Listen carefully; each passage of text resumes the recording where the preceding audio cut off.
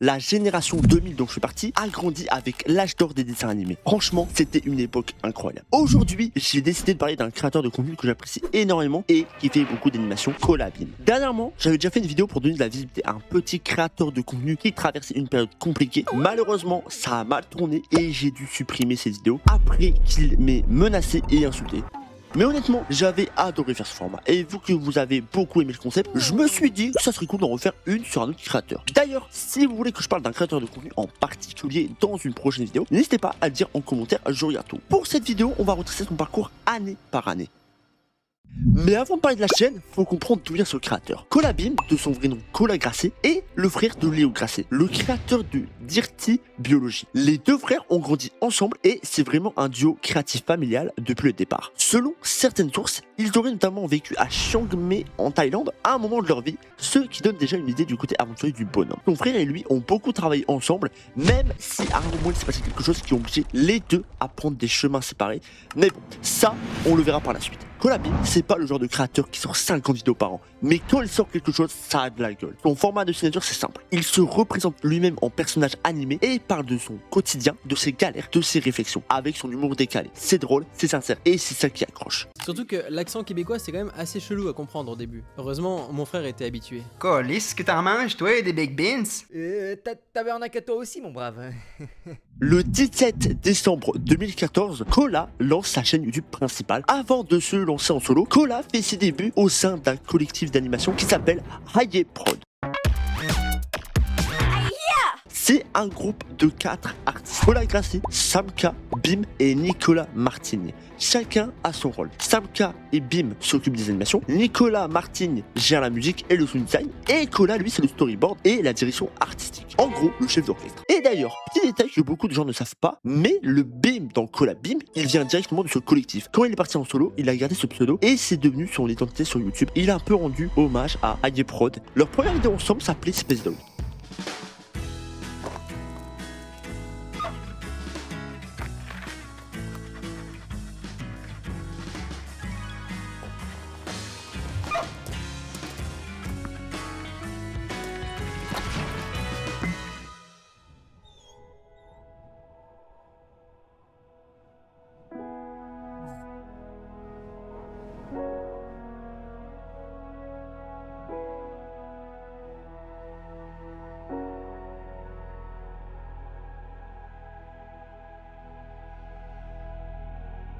Apparemment réalisé en hommage à un de leurs amis. L'univers d'Haye, c'était coloré, décalé, très original, avec une vraie qualité graphique. C'est clairement dans ce collectif que Cola affine son style et pose les bases de ce qu'il va devenir par la suite. En 2015, il commence à publier régulièrement des animations humoristiques, originales et souvent absurdes. Et ça attire rapidement un public de plus en plus large. Un an plus tard, il décide de quitter Haye Prod et de poursuivre l'aventure en solo. C'est un tournant important. Il arrête de partager la scène et assume pleinement son identité de créateur. C'est aussi à cette période qu'il commence à collaborer visuellement avec son frère Léo sur Dirty Biology en fournissant des dessins et illustrations pour ses vidéos de vulgarisation scientifique. Pour ceux qui ne savent pas, Dirty Biology, c'est une chaîne un peu dans le même esprit que le Dr Nerdman. Je sais pas si vous voyez, c'est un peu tout ce qui est le domaine scientifique. 2017, c'est l'année où Cola sort clairement du cadre YouTube. En novembre, la bande dessinée La Grande Aventure du Sexe sort aux éditions Delcourt. C'est un projet commun avec son frère Léo au scénario, Cola au dessin et aux couleurs. Et attention, parce que le titre peut prêter à confusion, c'est pas un camos travail illustré, c'est de la vraie vulgarisation scientifique sur la reproduction du monde vivant avec un ton humoristique et décalé. On y apprend des trucs complètement fous, que certaines espèces peuvent se fertiliser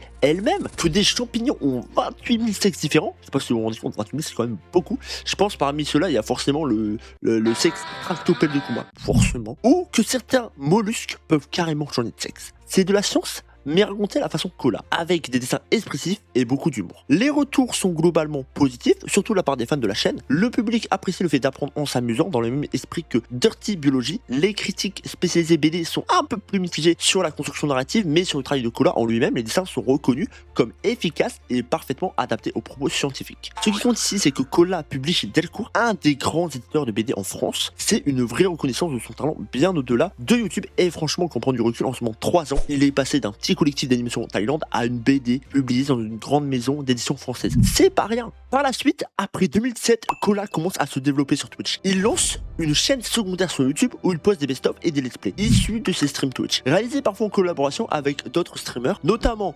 Suki84, Foxy, Deotunes et bien d'autres. C'est une période où il élargit son univers créatif, il joue en live avec sa communauté, il s'entoure d'autres créateurs du milieu de l'animation française, sa base de fans grossit en dehors des simples vidéos animées. Il développe aussi son Tipeee, sa plateforme de financement participatif, pour vivre de sa passion de manière plus indépendante. Contre quelques euros, il propose de montrer des backstage de ses dessins, une manière très intelligente de pouvoir boucler les fins de mois, surtout avec l'horrible URSAF, tout en donnant à sa communauté quelque chose en échange. Kolabim continue de publier des vidéos animées, mais à son rythme. Il prend le temps de faire les choses bien plutôt que de sortir du contenu à la chaîne. En 2021, il sort notamment une vidéo intitulée Être un adulte. Être un adulte, définition. Avoir une cravate, faire cette tête-là, avoir des rides, avoir des responsabilités. Dans un style plus personnel et introspectif, c'est une période où il continue à faire ce qu'il aime sans se mettre de pression. Et sa communauté le suit dans cette démarche. Ça fait plaisir à voir. Parce que désormais, il est libre de faire le contenu qu'il veut vraiment faire. On sent qu'il prend du plaisir et c'est exactement ce genre de créateur qu'on a envie de soutenir. Pas quelqu'un qui est là à publier du contenu tous les 3 jours sur des choses qui marchent comme les kilos. Ouais, non. Eh, allez vous faire un coup. Pas en couille, pas en couille. Sans t'arriver le coup de théâtre, non?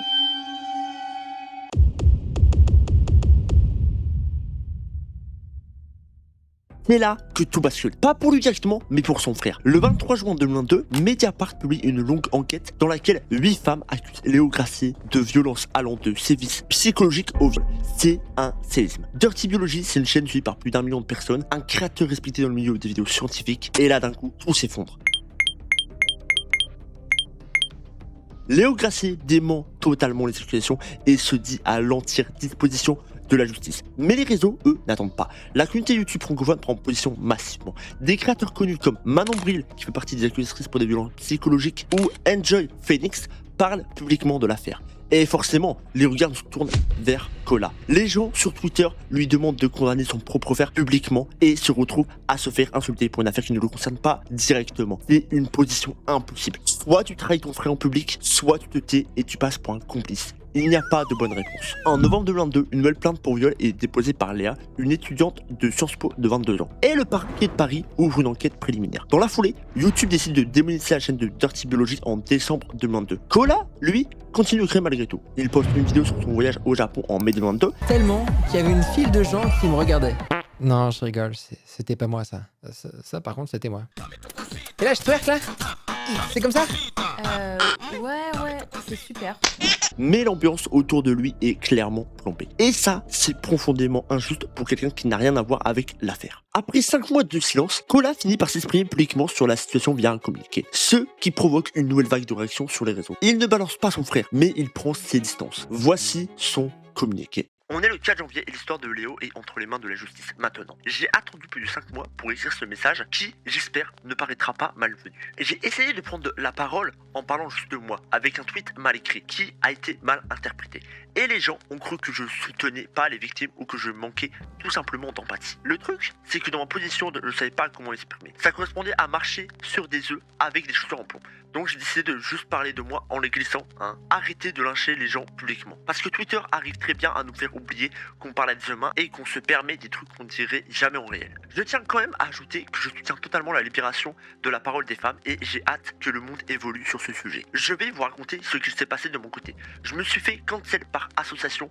J'ai eu presque tous mes anciens potes, collègues arrêter de me parler du jour au lendemain parce que le mot a tourné et que la consigne était de m'éviter. Là, on m'a rapporté 2 raisons pour me protéger et parce qu'il sait certainement quelque chose. Plot twist, je savais rien du tout. Du coup, ça m'est tombé sur la gueule encore plus fort. Je blâme personne parce que je me mets à leur place et je comprends leur enjeu. Ensuite, pour les dégâts que l'affaire a causé sur tous les aspects perso et ma famille, c'est très dur de s'en remettre. Et j'étais tellement dégoûté des réseaux que je me suis enfermé sur moi-même et j'avais plus la force de donner de nouvelles à personne.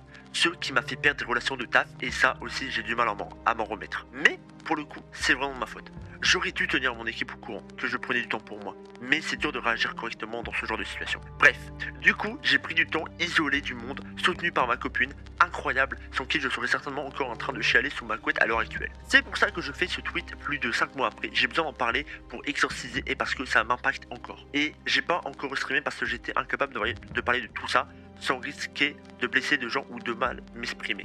Surtout avec la pression de me dire qu'un mot de travers et c'est ma réputation qui saute, mes potes, mon taf, etc. Bref.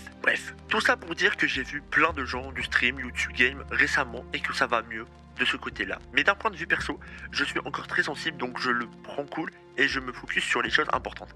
Voilà, désolé si ce message sort un peu de nulle part ou s'il vous semble nombriliste. Mais j'avais besoin de commencer l'année en étant honnête sur comment je me sens. Il a attendu plus de 5 mois avant de parler parce qu'il ne savait pas comment s'exprimer sans que ce soit mal interprété. Et effectivement, un tweet qu'il avait posté avant avait été mal compris. Les gens pensant qu'il ne soutenait pas les victimes. Il explique qu'il a été cancel par association. Ses amis et anciennes relations ont arrêté de lui parler du jour au lendemain. Soit pour le protéger, soit parce qu'il savait quelque chose qu'il ignorait. Il dit clairement qu'il ne savait rien de ce que son frère faisait. Il parle de l'impact énorme que ça a eu sur lui personnellement. Il s'est isolé, n'a plus donné de nouvelles à personne, a perdu de sa amitié et reconnaît que c'est en partie de sa faute de ne pas avoir tenu son équipe au courant. Il précise qu'il a tenu le coup grâce à sa copine et que sans elle, ça aurait été bien pire. Il dit soutenir totalement la libération de la parole des femmes. Il explique pourquoi il n'a pas restream pendant tout ce temps. Il avait peur de blesser des gens ou de mal s'exprimer avec la pression que ça représentait. C'est un message honnête, humain, sans chercher à se victimiser excessivement. Il assume ses erreurs de communication tout en expliquant à quel point la situation était injuste et difficile à vivre pour lui. C'est quelqu'un qui a clairement souffert d'une affaire qui ne le concernait pas directement. Après la tempête, Kola reprend les choses à son rythme. En décembre 2023,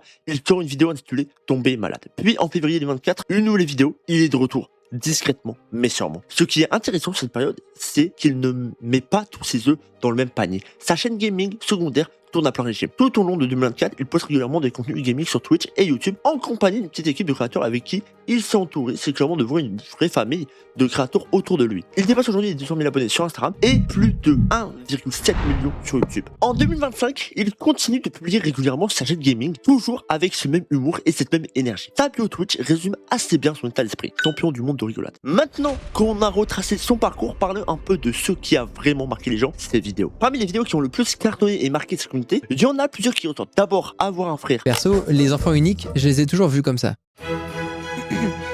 Passez-moi le savon en lingot d'or, mon bon Jean-Mi-Flûte. Eh bien, mais d'abord, je remets un peu de champagne dans votre bain, maître. C'est délicieux.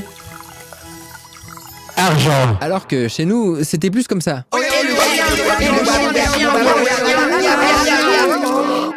Allez, Kola, prends ton bain. Dépêche-toi, t'es le dernier. Après, on doit réutiliser l'eau pour la soupe. Non, tu reviens. Non, Léo, tu arrêtes de mordre le chien. Sorti en 2021, cette vidéo a carrément fini en tendance sur YouTube. C'est une animation sur la relation fraternelle, drôle, touchante et ironiquement, c'est sorti avant toute la tempête avec Léo. Ce qui lui donne une résonance particulière quand on connaît le drama qu'il y a eu par la suite. Il y a aussi J'ai vaincu ma flemme. Et plus je descends profond, plus je réalise qu'il fait froid et que la pression augmente. Jusqu'au moment où je touche le fond. Et ça, c'est mon moyen d'aider ma motivation à reprendre de la force. Je peux voir à quel point je me suis laissé aller. C'est au fond du trou qu'on voit mieux le trou. Être un adulte. Oh, il pleut. Ça, c'est quand le ciel, il est triste. J'aimerais pouvoir faire un gros câlinou à tous les nuages pour qu'ils se sentent mieux. Ah, mon dos. Ouais, j'ai mal au dos. Tiens, ça t'apprendra à pas avoir de cravate. Être introverti. Alors que moi, juste pour acheter du pain, je suis comme ça. Et là, je lui dis bonjour, une baguette s'il vous plaît. Non, je dis bonjour, une baguette pas trop cuite s'il vous plaît. Et après, je fais au revoir, merci, vous aussi. Bonjour. Bonjour. Ah, bonsoir. Alors, qu'est-ce qu'il te faut? Une baguette, s'il vous plaît. Pardon?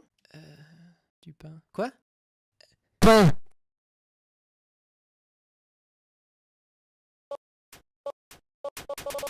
Une braguette. Ok.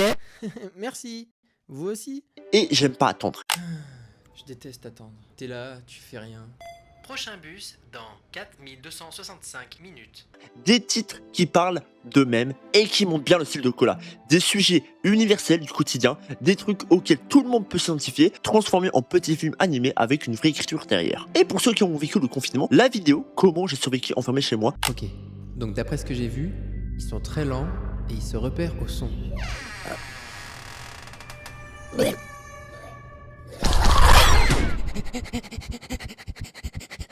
Ils sont pas lents du tout.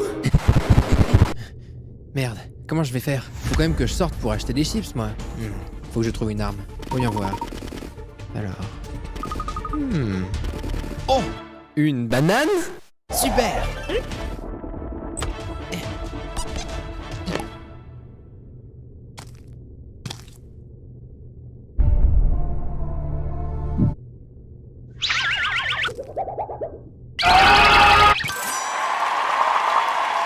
Bon bah, je suis coincé chez moi. Qui a forcément touché beaucoup de monde au bon moment. Ce qui rend ces vidéos spéciales, c'est que ses qualités d'écriture et son humour ne sont pas les seules choses qui le font se démarquer. C'est avant tout le fait qu'il fasse de l'animation, du vrai dessin animé. Dans un monde où YouTube, c'est un endroit où tout le monde filme sa tronche face caméra, lui, il dessine des histoires et ça, c'est rare. C'est vraiment un créateur que lorsque je l'ai découvert, j'ai réellement accroché à son contenu. Je vous le conseille vraiment si vous aimez les contenus un peu dessin animé, mais dans un style plus adulte et humoristique. Si en vrai je devrais faire un top 3 de ces vidéos, en vrai en troisième, je mettrais... en vrai, pour être honnête, je sais pas trop. Parce que ce créateur sortit tellement de bonnes vidéos que c'est compliqué de faire un classement comme ça. Si jamais, par contre, vous voulez, en live, on peut pourquoi pas regarder ces vidéos et faire une petite tier list et on se met d'accord ensemble. Et comme ça, vous passez un bon moment, etc. Vous découvrirez un créateur, etc. Et on fait une petite tier list et tout. Ça peut être sympa. Donc voilà. Bref, je crois que je me suis un peu égaré. My bad. Voilà, c'est la fin de cette vidéo sur Colabim. Un mec qui a commencé dans son coin à dessiner des trucs chelous en Thaïlande avec un petit collectif qui a construit quelque chose de plus solide année après année, qui a traversé une tempête familiale sans en être responsable et qui malgré tout ça continue de créer avec passion et sincérité. C'est barbare. Franchement, c'est le genre de parcours qui force le respect. Si vous ne le connaissez pas encore, allez faire un tour sur sa chaîne, commencez par avoir un frère ou être un adulte, vous allez comprendre immédiatement pourquoi j'en parle aujourd'hui. Et si vous le connaissez déjà, vous savez déjà pourquoi il mérite d'être soutenu. Si cette vidéo vous a plu, n'hésitez pas à laisser un like, ça m'aide vraiment, merci beaucoup. Et si vous voulez que je fasse une vidéo sur un autre créateur de contenu, vous savez ce qu'il vous reste à faire, les commentaires sont là pour ça, je lis tout. On se retrouve très vite pour une prochaine vidéo, prenez soin de vous, bye bye. PS, abonne-toi, merci.